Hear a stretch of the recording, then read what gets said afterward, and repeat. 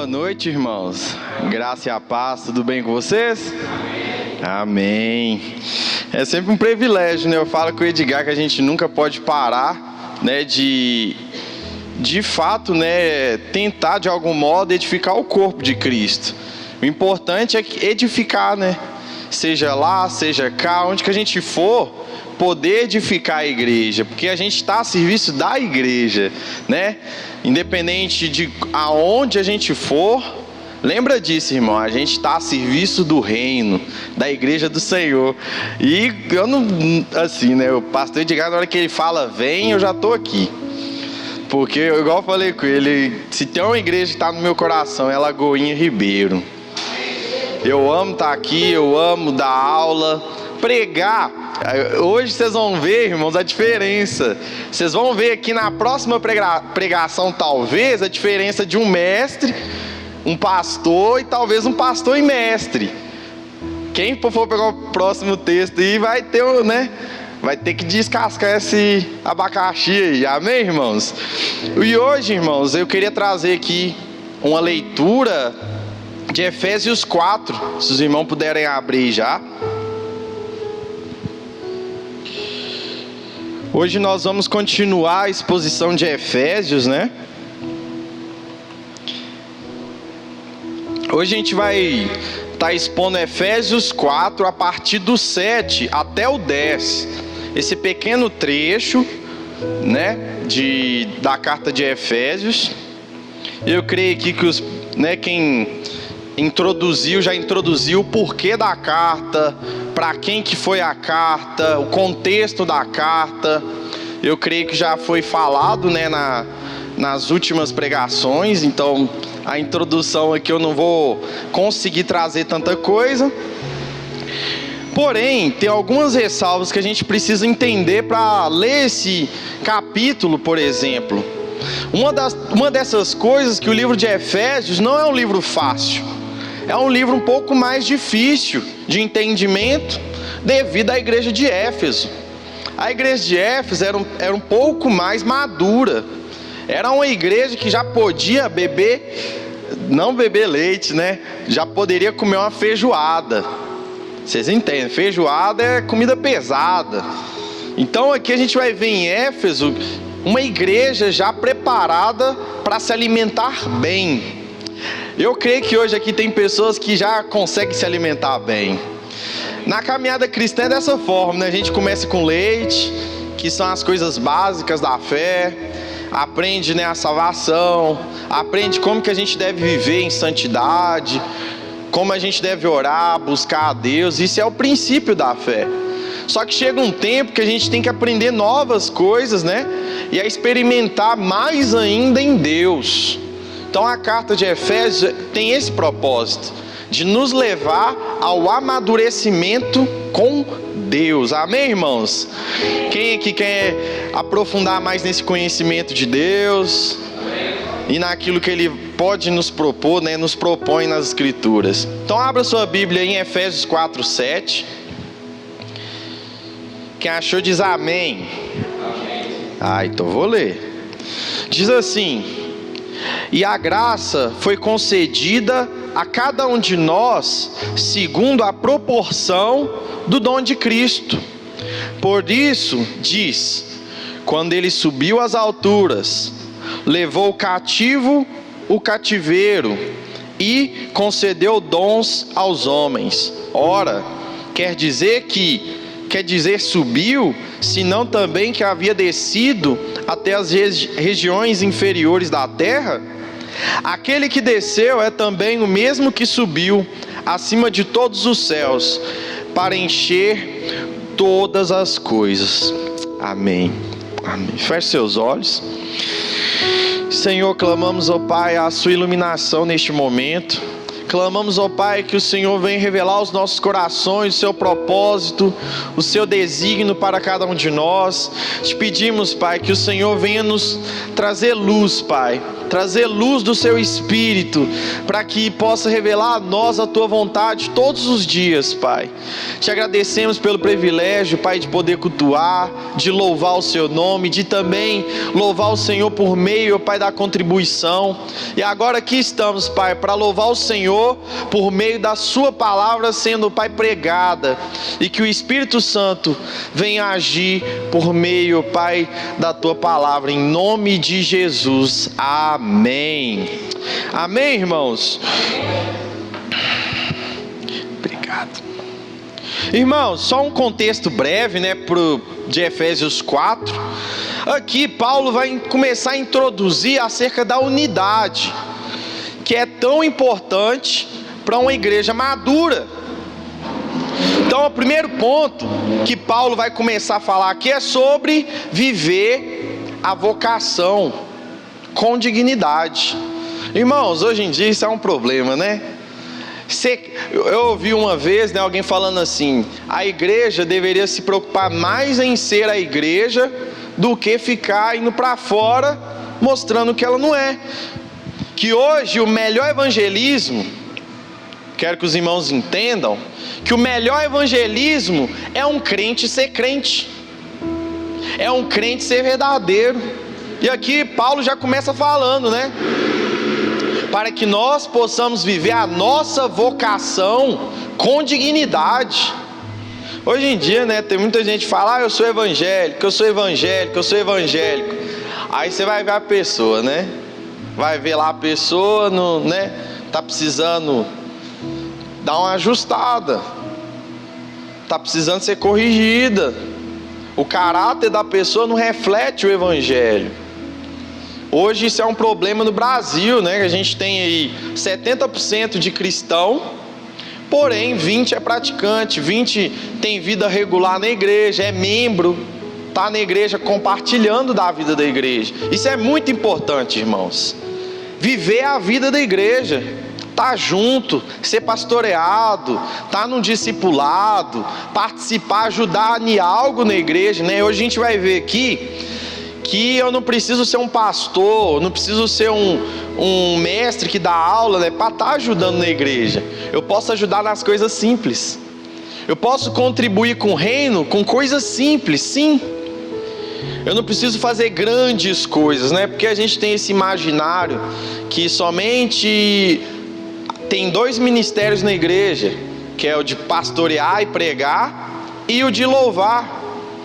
Mas nós vemos que a igreja, ela tem várias funções, várias vocações e vários dons, que é o que a gente vai tratar aqui hoje também.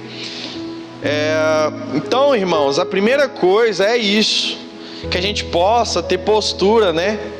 E de fato viver essa vocação. Vocação, irmãos, é diferente de eu vou ali ajudar. Vocação é você entender que Deus te salvou, e isso tem uma responsabilidade. E agora, o que eu faço com essa salvação?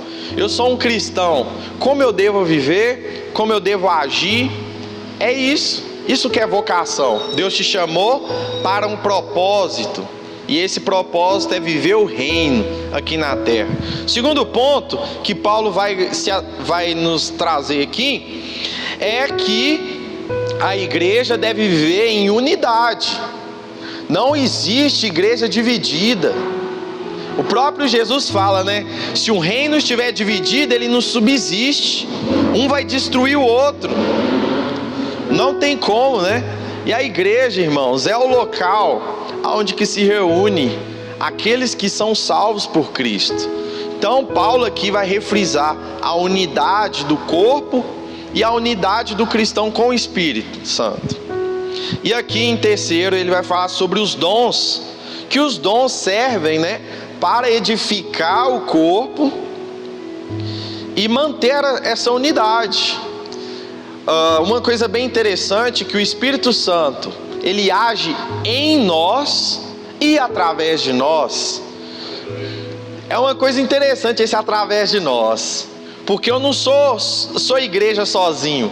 Eu não sou igreja quando eu estou no meu quarto. Eu oro no meu quarto, amém, glória a Deus. É o tempo que eu tenho com Deus. Porém, eu não consigo ser igreja sozinho. Eu preciso de vocês. Vocês precisam de mim, né? E nós precisamos um dos outros. É isso que Paulo está querendo trazer aqui. Que a igreja deve ser unida. Ela deve viver em unidade. E uma coisa diferente, que unidade não quer dizer que todos nós somos iguais. Que a unidade não precisa eu ser parecido em tudo com vocês. Mas cada um tem um dom específico e nós todos juntos somos um. E a gente vai ver isso no desenrolar do texto. E aqui eu quero trazer o primeiro ponto, né, que Paulo vai falar que a graça concedida a cada um de nós. Irmãos, quando eu falo dom e graça, eu estou falando de algo bem abrangente. Irmãos, quando a gente fala assim, que nós somos salvos pela graça, para as boas obras, eu não estou falando somente as obras que a gente realiza na igreja. É muito mais do que isso. E quando eu falo de graça, eu não estou falando sobre a graça só que nos salva. Irmãos, eu quero que vocês pensem, né, que a graça não é só o que te salva, mas também o que te capacita na salvação. Ou seja, a graça também te fornece ferramentas para que você desenvolva a sua salvação. Então, quando eu falo assim que Deus, né, nos concede graça, é muito mais do que salvação. É claro que a salvação é mais importante, mas, contudo, ainda assim tem mais coisas. Eu vou trazer aqui um exemplo claro, né, e mais fácil. Irmãos, quando Deus te salva, Ele te dá ferramentas. E dentro dessas ferramentas, pode ser algumas delas os dons, de, por exemplo, os dons ministeriais, que a gente vai ver na próxima exposição. Tem também os dons espirituais. Aí você fala assim, nossa Mateus, eu não tenho nenhum e nem outro. Tem também os dons naturais, que a gente vai ver no próximo pregador, e fica com esse fardo. Irmãos, tudo que você tem a partir da salvação é pela graça de Deus. O que eu quero dizer com isso? Os seus recursos, a sua vida, o seu casamento, tudo deve convergir para o reino. Por que a gente fala de dízimo e de oferta, sobre generosidade? Porque a generosidade, irmãos, parte da mordomia. A mordomia ensina o quê? Que a gente não é dono, mas é mordomo. Ou seja, a gente entende que nossa finança é de Deus. Ele nos deu. E por isso a gente contribui. Não é nosso. É fruto da bondade de Deus por nós. E não só isso. Eu gosto de usar muito meu exemplo, irmãos. Quando eu vim do mundo, eu não estudava, não tinha capacidade para fazer isso. E eu falava assim com Deus, oh Deus, o que eu mais precisava eu já tenho, que é a salvação. O que vier é bônus. Agradecido, irmãos, por tudo que Deus já, né? E assim, a gente pensa que é só isso, mas Deus, Ele sempre nos concede graça e oportunidades. E tudo aquilo que a gente recebe a partir da salvação está contido nesse pacote que a gente chama de graça. Irmãos, Deus te deu vários talentos. E justamente a parábola dos talentos é sobre isso. Ali não quer dizer só os dons, mas quer dizer de tudo que Deus te deu para cumprir a sua vocação. Isso é o pacote da graça. Agora pensa aí comigo, tudo que Deus já te deu para que você cumpra a sua vocação como cristão. Se limitaria somente a dons? Não, seria você por completo. Então, irmãos, graça é muito mais do que essa graça que salva, mas essa graça também que capacita você na missão, no chamado, na vocação. Deus, ele te dá ferramentas para isso. Então, aí que Paulo quer? Qual que é a ideia de Paulo aqui?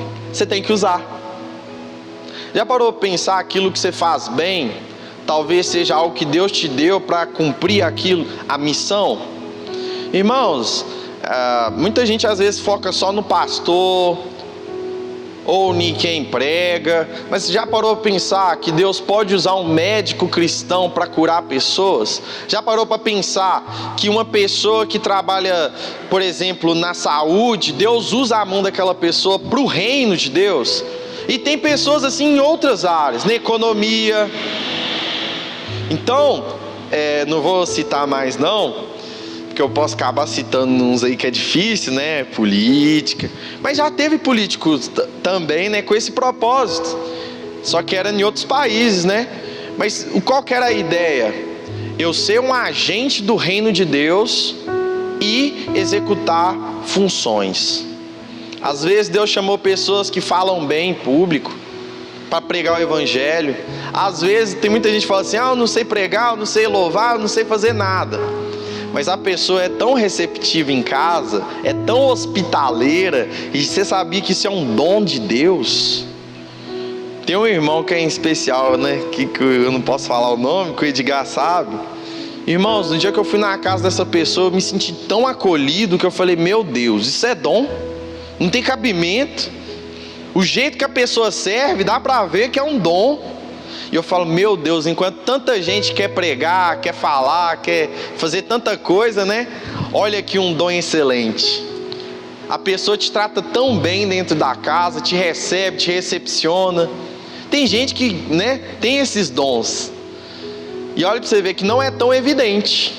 Paulo, na carta a Coríntios, né, ele fala que esses dons que são menos vistos, né, são menos, os membros, né, que são menores, talvez, por não ser tão perceptível, que deveria ser honrado.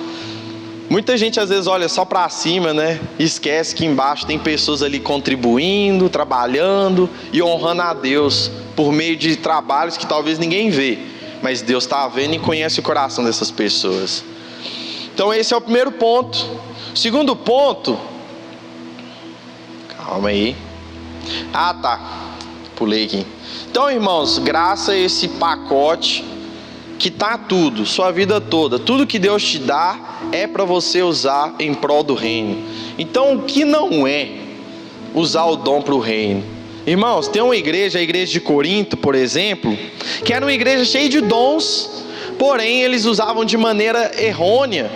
Então a gente vai ver a igreja de Corinto, que era uma igreja que tinha muitos dons, porém usava de maneira infantil. Paulo vai falar que essa igreja era uma criança, diferente da igreja de Éfeso, que é uma igreja madura, uma igreja que já consegue receber, né, ensinos mais pesados. A gente tinha Corinto. E o que a gente aprende com os erros de Corinto, né? A gente aprende com os erros de Corinto. Primeiro, que o dom não é para criar divisões. Você quer ver uma coisa, irmãos? Teve um irmão lá na igreja, né, que falou assim: não, Mateus, você prega ensinando. Aí eu falei: irmão, eu não sei pregar igual os outros. Aí tem gente que prega mais firme, né? Amém. Eu já tentei, eu não consigo. Tem irmãos que pregam de uma forma que você entende tudo. Você fala assim: meu Deus, é diferente. E o que aconteceu lá em Corinto? Tinha um que pregava mais eloquente, era mais firme, né? Tinha um que era mais sábio, trazia algumas filosofias. E tinha outro que era mais simples. E lá em Corinto eles estavam escolhendo quem que era melhor. Ah não, fulano é melhor. O outro é melhor. Ah não, eu sou de fulano. E aqui a gente está vendo o quê? Que é um dom diferente. Um falava talvez mais tranquilo, o outro falava mais rápido, e o outro tinha mais entonação de voz.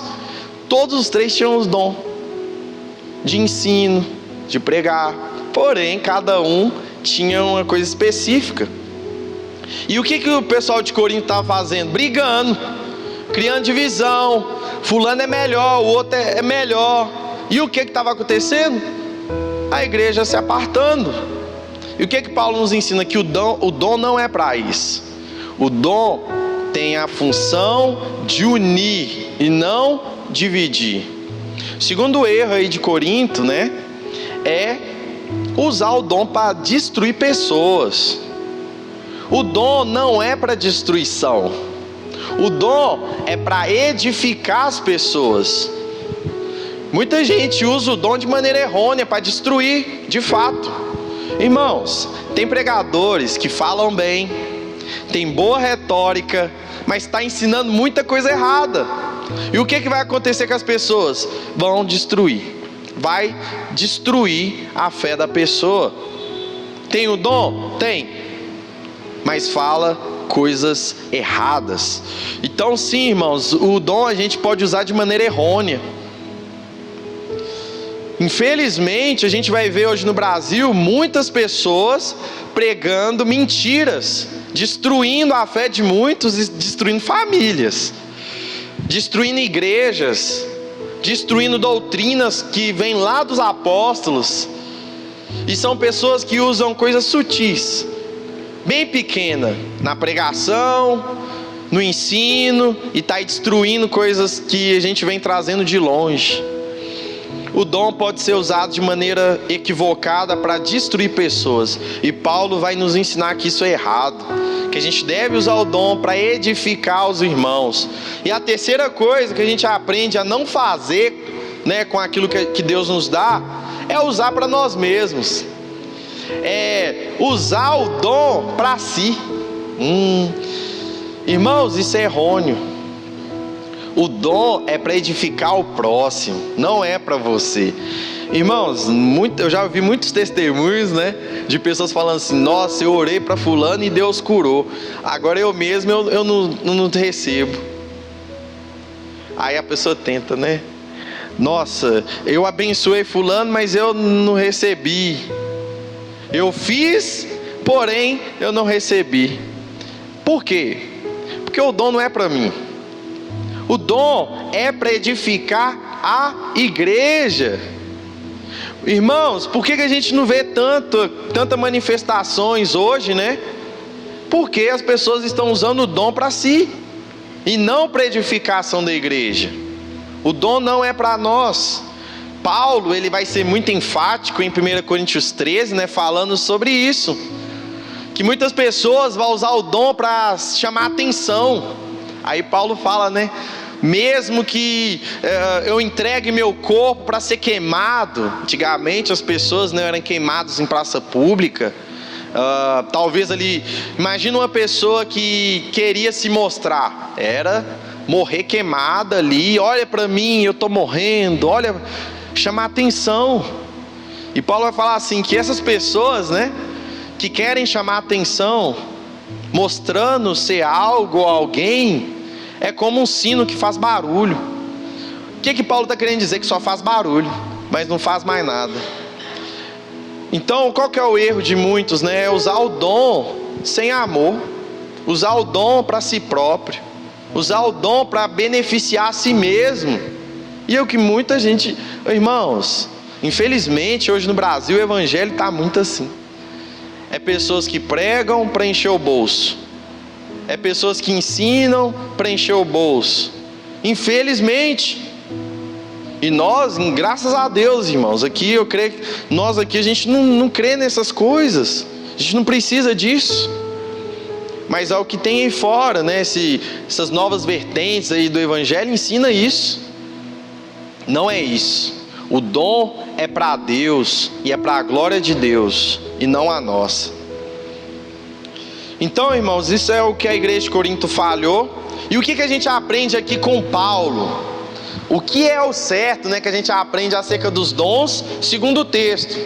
Primeiro ponto é que todo cristão possui algum dom. Todo cristão possui algum dom. Irmãos, igual eu falei, a salvação ela é um pacote que Deus te deu, te capacitando para o ministério. Agora você me pergunta, eu sou um pastor, um mestre, um evangelista? Não sei. Não sei. Cabe a nós, né? E eu vou falar aqui um conselho do Mateus agora, tá? Experimenta, passa nos ministérios, tenta ajudar, irmãos, de qualquer forma a igreja. Porque a igreja, eu não estou falando que ela é coitada, mas quando nós nos envolvemos com a causa da igreja, a causa de Jesus, a gente participa das coisas da igreja, participa da vida na igreja. Aí talvez você me pergunte assim, mas eu não sei fazer nada. Irmãos, sempre tem um lugarzinho para essa pessoa que não sabe fazer nada. Sempre tem um lugar para você. Coopera com qualquer coisa, irmãos. Coopera. Sabe, quando a gente acredita no propósito da igreja, ajudar é uma coisa tão simples. Colaborar é uma coisa tão simples. Tudo isso parte do entendimento do que é a igreja na terra, do que a igreja o que ela faz aqui, qual é o papel dela. Quando a gente entende isso, a gente vai querer colaborar, a gente vai querer ajudar em algo. E você que está aqui hoje, você tem um dom. Cabe a você, né, no seu secreto e com Deus, saber. Às vezes você é uma pessoa que sabe conversar.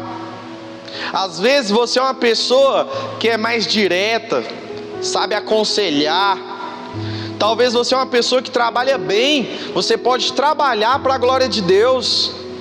As pessoas olharem para o seu trabalho e falar assim, esse cara é cristão, essa mulher é cristã, olha o jeito que ela trabalha. O jeito que você cuida dos filhos mostra o Deus que você serve. Você pode também cumprir o ministério de uma mãe e de um pai. Irmãos, a gente pode mostrar quem Deus é de várias formas. Então, todos nós temos um dom. Cabe a nós, né, entendê-lo. Voltando nesse assunto aqui, muitas pessoas, né, perguntam, Mateus, você só ensina, você não prega. Irmãos, é uma coisa tem duas coisas que eu faço, é uma coisa que eu faço natural, e é o que eu amo ensinar. Agora os caras me pediram para dar um discurso aqui, eu não sei. Se pedir para pregar, eu já tentei, não vai igual. Mas agora, se me fala assim, dá aula, eu vou com todo amor. Eu faço com tanto, assim, eu me empenho, né, para fazer o meu melhor sempre, porque é o que Deus me chamou. Agora, eu vou no evangelismo? Eu vou. Se me chamar para oração, eu vou. Mas agora, se me colocar para estudar, irmãos, e fazer um estudo, eu fico o dia inteiro. Então é o que Deus me chamou para fazer. Agora, e vocês? O que Deus chamou vocês para fazerem? Vocês estão fazendo com excelência? Estão se dedicando? Tem irmãos que Deus chamou para orar, irmão. Tem gente que ora horas. Eu falo, meu Deus, isso é um milagre. Agora tem irmãos que pegam a Bíblia e ficam ali horas. Agora tem irmãos que cuidam bem, sabe tratar a ovelha. Tem irmãos que implantam igreja, vão lá para outro país, outro bairro, implanta igreja, nasce a igreja, cuida dela e vai para outra. Tem irmãos que têm uma facilidade de conversar, né? De trocar ideias, de dar testemunho e evangeliza. Então, cada um de nós temos um dom. Agora, eu volto lá no início, a exortação de Paulo.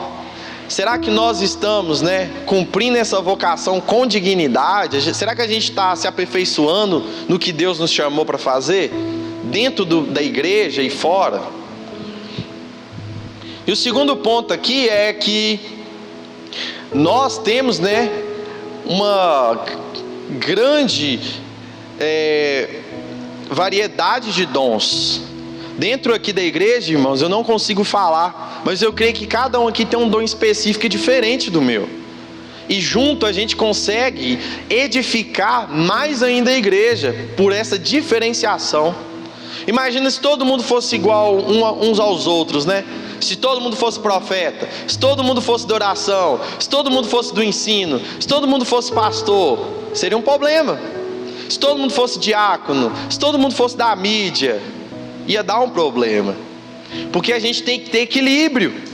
E o que vai trazer o equilíbrio na igreja? A variedade dos dons. Então a gente vê que Deus, ele é tão... A gente vê que a mente do Senhor é tão inteligente, né, que para ter um equilíbrio na igreja, é bom que tenha todos os dons. É o que Paulo vai falar em 1 Coríntios 14. E aí, né, ainda tem os dons naturais, né, que, por exemplo, tem pessoas que não servem para dentro da igreja, mas cumprem o seu papel cristão fora da igreja. Tem pessoas que estão lá, igual eu falei, no hospital, estão aí em outras áreas e estão lá levando o reino de Deus através das suas mãos. Então a gente aprende isso, que nós fazemos tudo para a glória de Deus, seja dentro, fora, seja na sua casa, no trabalho. Tudo o que a gente faz é apontando para o céu. E o terceiro ponto, que Deus é glorificado através de tudo que a gente faz, e é Deus que distribui os dons. Aqui tem um porém. A Bíblia fala, irmãos, para a gente pedir, né? Pedir os dons. Só que tem alguns que Deus dá e às vezes você não vai gostar, não. Tem algo, irmãos, que vem antes de nós. Jeremias, por exemplo, Deus falou que chamou ele no ventre para ser profeta. Ou seja, ele já nasceu profeta. Tem pessoa, o dom veio antes de Jeremias, para você ter uma ideia. Jeremias nasceu para o ministério profético. É isso. Tem algo que Deus dá, e não tem como eu escolher isso. A gente vai ver que são os dons ministeriais. Deus levanta pessoas no meio da igreja para tarefas específicas. Então, irmãos, Deus distribui os dons de acordo com a vontade dele e como ele quer. Distribui, né? É claro que a gente pode pedir, mas o que eu via muito isso, né? O que mata o ministério da pessoa é ele fazer uma coisa que Deus não chamou. Se você for perguntar hoje, o que você quer ser dentro da igreja? Aí uns falam, eu quero pregar, outros, eu quero tocar. Irmãos, um dia eu fui tentar tocar, na minha cela tá faltando alguém para tocar, né? Aí eu comprei um violão, eu vou tocar. Meu Deus, eu falei assim, cara, eu vou voltar lá pro meu ensino mesmo, porque eu não consigo. Aí eu vi o Fábio, né, um amigo nosso, tocando, eu falei, não, o Fábio toca bem, né, eu vou tocar igual ele. Aí eu olhei assim, eu falei, cara, não dá, eu não consigo. E assim, por que eu não consigo fazer tudo? Porque eu tenho que precisar dele. Aí toda vez que eu ia fazer uma visita, o que eu fazia? Fábio, você vai comigo. Você toca e eu dou o ensino. Por quê? Que aí já não anda sozinho, eu ando com o meu irmão. Vocês viram como que Deus, ele trabalha na unidade, mas no mesmo tempo na diferença? Fazer eu precisar do meu irmão, fazer eu precisar de cada um de vocês. E nós aqui, a gente se completa no sentido de que eu preciso de vocês, vocês de mim, e nós juntos formamos, né, a unidade em Cristo. Então, irmãos, esse é só um detalhe, né? Aí eu fui vendi o violão, falei, meu Deus, eu chamo, na próxima eu convido os irmãos que tocam, e eu ensino e tudo na benção. Então, irmãos, Deus, ele distribui. Agora, o segundo ponto, que é bem interessante, é que Deus, ele concede esse dom segundo a proporção do dom de Cristo. O que a gente entende com essa proporção do dom de Cristo? Que a igreja, ela continua fazendo as mesmas obras que Jesus. Jesus fala, eu estou indo, mas quando descer o Espírito, vocês vão ser minhas testemunhas, né? E lá a gente vai ver no final de Marcos que Jesus fala que os discípulos realizariam as mesmas obras. Ou seja, a gente vê que os discípulos vão continuar a obra de Jesus. E para fazer isso, o que Jesus vai comunicar? Os dons. Os dons, irmãos, é para que a gente continue fazendo o que Jesus fez. Só que agora não é uma pessoa só fazendo, é a igreja fazendo. Não é só mais uma pessoa curando, mas é a igreja passando. Imagina a proporção que isso pode tomar. Por isso que Jesus fala que obras maiores faríamos, por causa que a igreja ela é capacitada para isso, para mostrar quem Jesus é e o que Ele fará no futuro. Então a igreja continua essa obra. Jesus promete que a gente faria essas obras maiores, em questão de quantidade, né? E o que eu achei mais interessante é que cada dom, cada ministério apontado aqui por Paulo mostra um atributo ou quem Jesus era. Por exemplo, quando Jesus fala de pastor, a gente tem ele como exemplo de o supremo pastor. A forma que Jesus cuidava dos seus discípulos, a forma que Jesus amou os seus discípulos a ponto de entregar a vida por eles. E é isso que ele ensina para os pastores. Pastores, olha o meu exemplo de pastoreio. João 10, por exemplo, né? Jesus fala que o pastor que ama, ele entrega a vida pelos seus amigos, pelas suas ovelhas. Então, quando a gente usa o exemplo de pastoreio, a gente não usa o nosso, a gente usa o de Jesus, que foi o pastor que se entregou pelas suas ovelhas. Quando a gente olha para o mestre, a gente olha para Jesus. Imagina lá no Sermão do Monte, aquele tanto de gente, Jesus ensinando, sentado. Jesus na sua simplicidade, ensinando coisas difíceis. Jesus era o mestre dos mestres. E todo mestre, quando ele lembra, né, da sua vocação, ele tem que olhar para Jesus ensinando, na sua simplicidade, mas ao mesmo tempo trazendo o que? Entendimento, clareza, e vendo os irmãos serem edificados. Quando a gente olha para o apostolado, a gente lembra de Jesus saindo da sua cidade, indo para Cafarnaum, se movimentando, e aonde que ele ia, ele levava o reino, pregava as boas novas. Ali fundava um grupo de pessoas que criam. Lembra dele no apostolado. Quando a gente fala de evangelista, a gente lembra de Jesus também como referência. Como que Jesus aborda a mulher cananeia, como que Jesus aborda as pessoas que não eram de Israel, como que Jesus trouxe as boas novas, a palavra de vitória para essas pessoas, né, a boa notícia. E quando a gente fala de profecia, de profeta, a gente lembra de Jesus, trazendo o que? A palavra de Deus, trazendo aquilo que Deus fala, sendo a própria boca de Deus. Então, irmãos, quando a gente fala dos dons, a gente tem que lembrar que Jesus, ele fluía em todos. Jesus, ele transitava em todos os dons ao mesmo tempo. E sabe o que ele faz? Após ele morrer, ressuscitar, ele pega todos esses dons e comunica. E fala assim: agora, igreja, eu estou dando. O que eu fiz, eu estou dando a vocês a autoridade para fazer. Vocês podem fazer o que eu fiz. E siga o meu modelo. Faça o que eu fiz. E edifique a igreja, edifique o corpo.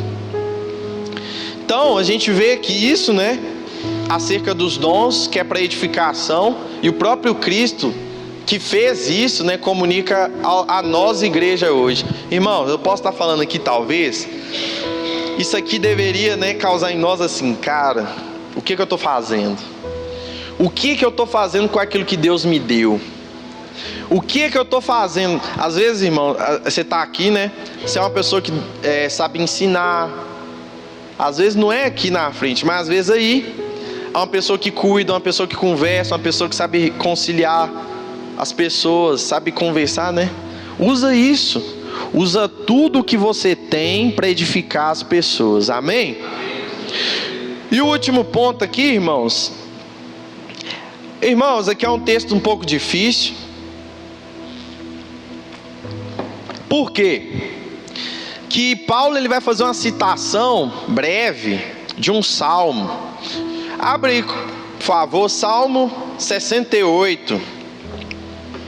ele vai citar um salmo para falar acerca da vitória de Jesus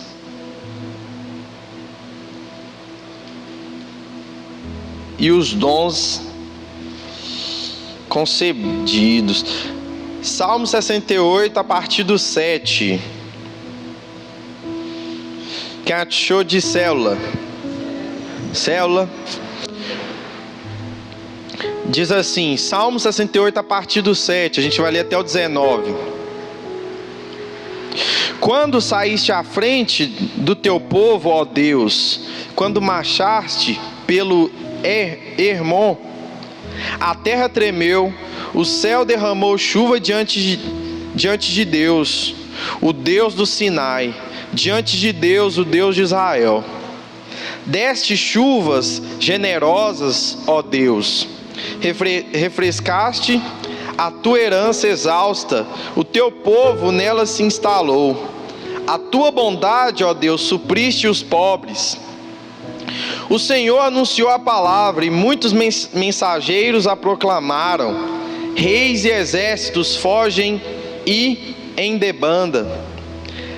A dona da casa reparte os despojos. Mesmo quando vocês dormem entre as fogueiras do acampamento, as asas da minha pomba estão recobertas de prata, as suas pernas de ouro reluzente. Quando o Todo-Poderoso espalhou os reis, foi como neve no monte Zalmon. Os montes de Bazã são majestosos, escarpados são os montes de Bazã. Porque, ó montes escarpados, estão com inveja do monte que Deus escolheu para a sua habitação, onde o próprio Senhor habitará para sempre? Atenção aqui no 17. Os carros de Deus são incontáveis, são milhares de milhares. Neles o Senhor veio do Sinai para o seu lugar santo. Quando subiste em triunfo às alturas, ó Senhor Deus, levastes cativo muitos prisioneiros, recebestes homens como dádivas, até mesmo rebeldes, para estabeleceres morada. Bendito seja o Senhor, Deus nosso Salvador, que cada dia suporta as nossas cargas. Só daí. Irmãos, Paulo vai citar esse texto na íntegra do Salmo 68. E Paulo aqui, entendendo, a vitória de Jesus, olha como que ele vai abordar. Aqui no texto vai falar desta forma. Por isso diz, quando ele subiu às alturas, levou cativo ao cativeiro e concedeu dons aos homens. Ora, o que quer dizer subiu, senão também que havia descido até as regiões inferiores da terra? Aquele que desceu é também o mesmo que subiu acima dos céus, para encher todas as coisas. Talvez, irmãos, isso aqui é um texto que vai passar batido aos nossos olhos, Mas eu quero trazer o contexto do Salmo, que Paulo vai citar. O teólogo Moody, ele vai trazer aqui que Davi, no seu contexto de guerra, Davi era um homem de guerra, e tudo que ele vai escrever em Salmo, talvez é baseado nessa linguagem de guerra. Aqui, Davi, ele está falando sobre a vitória de Deus. O primeiro ponto aqui que ele vai trazer é a marcha de Deus. Como que Deus, ele pega o povo lá do Egito, cavalga com o povo, como se Deus estivesse à frente do povo, guiando o povo, como líder, como rei, como braço forte, guiando o povo até Sião. Então o que o autor aqui do Salmo está falando?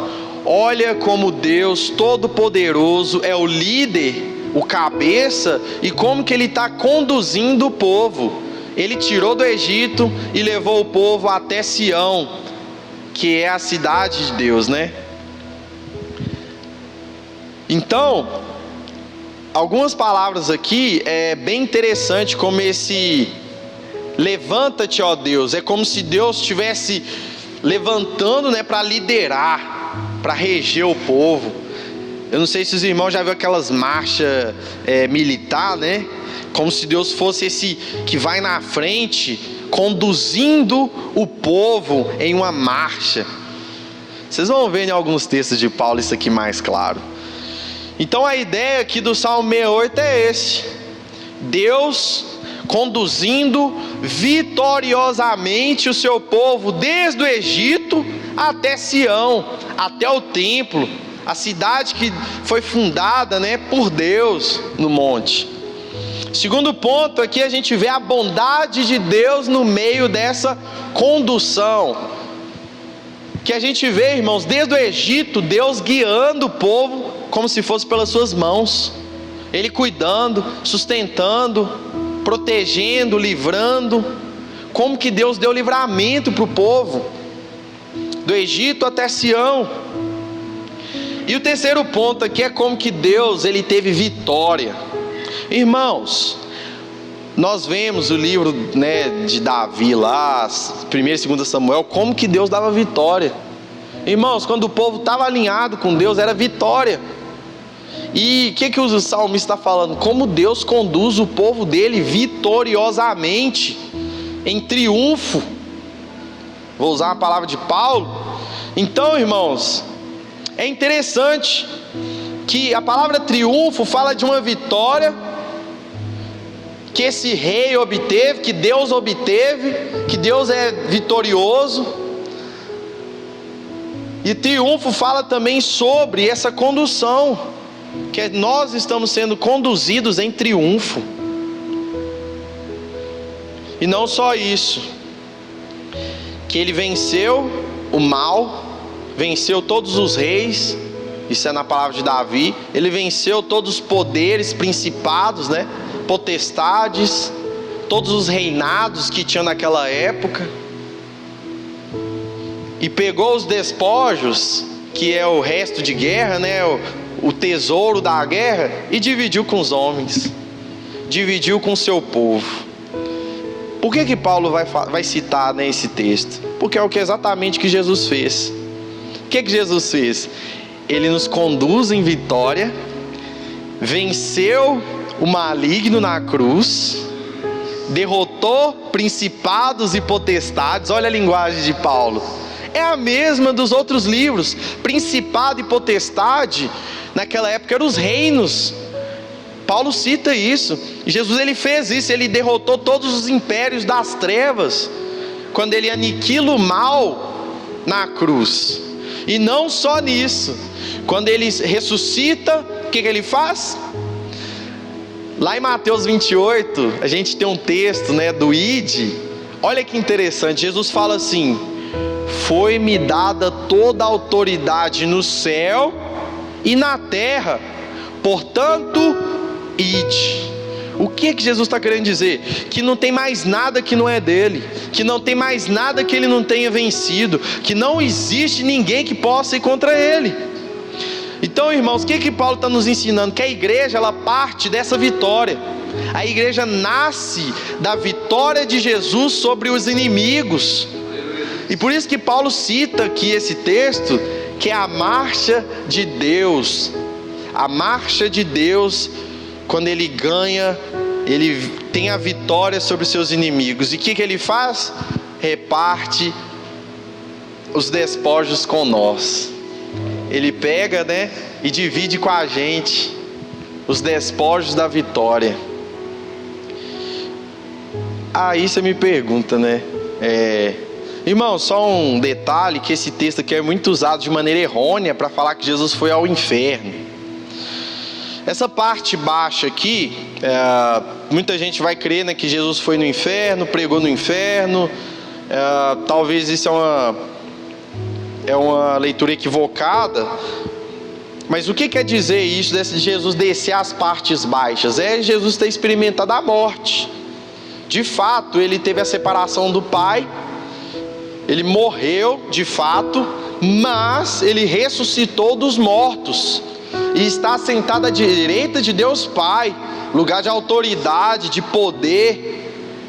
Então a gente vê que esse texto está baseado na morte de Jesus e na sua ressurreição. Por que a igreja é vitoriosa? Porque Jesus ressuscitou dos mortos e hoje Ele está reinando todas as coisas.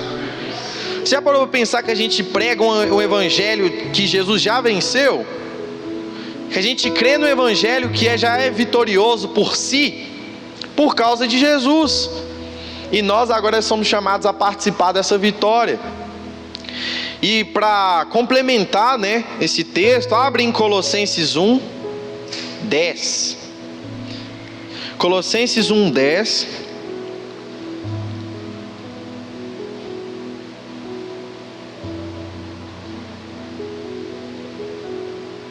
Presta atenção que você vai ver a mesma linguagem sendo usada aqui. Paulo, em outras epístolas, né? Colossenses 1, 10. Quem achou de célula?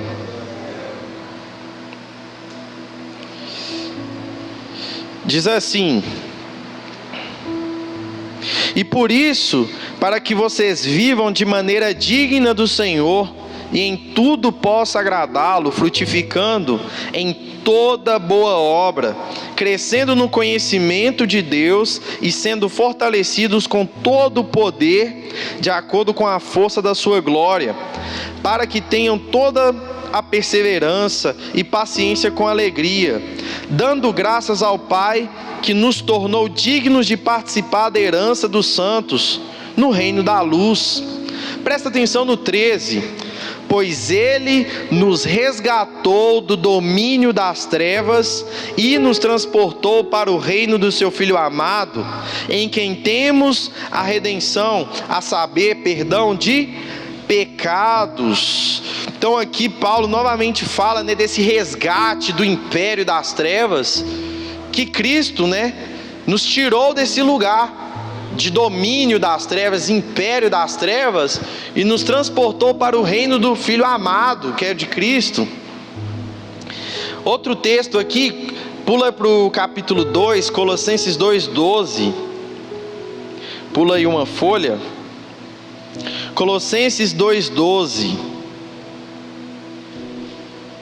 Quem achou de célula? Eita, calma que eu tô acabando, gente.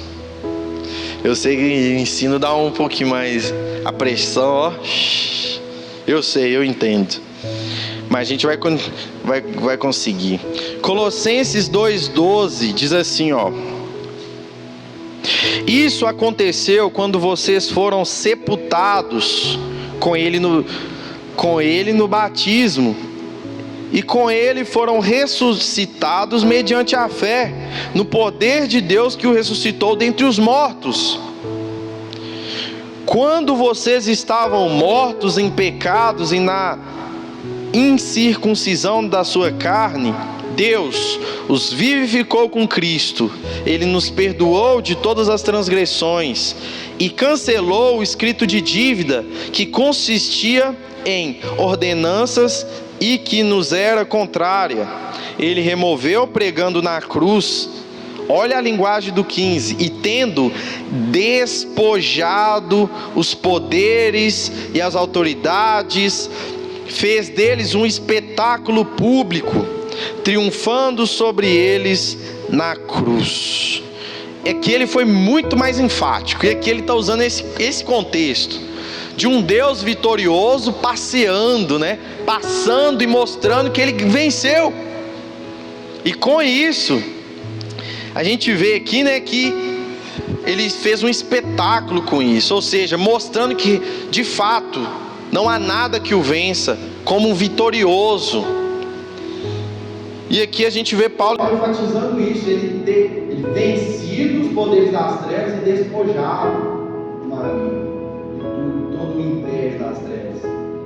E abre o último texto, 2 Coríntios 2,14. 2 Coríntios 2,14.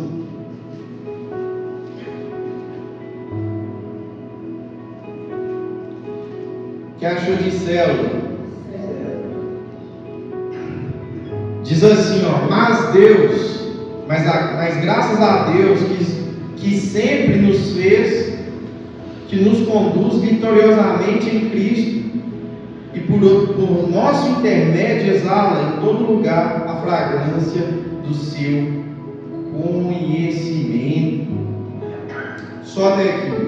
Irmãos, novamente, Paulo vai usar a questão do conduzir, do triunfar. Ou seja, irmãos, nós somos uma igreja vitoriosa por causa de Cristo. Cristo, ao vencer o maligno, deu toda a capacitação para a igreja, para ela triunfar aqui na terra. Nós somos habilitados para isso, fomos capacitados para isso e temos agora autoridade para isso.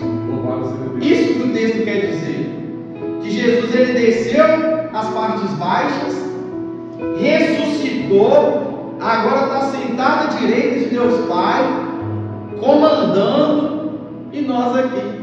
E agora? O que a gente vai fazer? Deus está lá, Jesus está no trono, a igreja está aqui na terra. O que Paulo está falando? Que nós cumpramos a nossa vocação, que a gente possa cumprir o ID, fazer a vontade de Deus, de fato, cumprir o nosso ministério, como Paulo fala, ser um embaixador de Cristo. E para isso Deus te comunica dons. Para isso. Amém, irmãos? Amém. Vamos orar. Gostaria de chamar a equipe de louvor.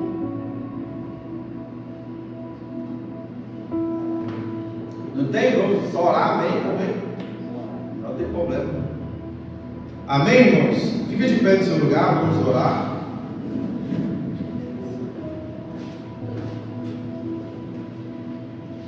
Irmãos, às vezes, às vezes a gente está muito preocupado com a nossa vida, com o que a gente é, os nossos afazeres. E às vezes a gente esquece que o nosso reino não é daqui, que se a gente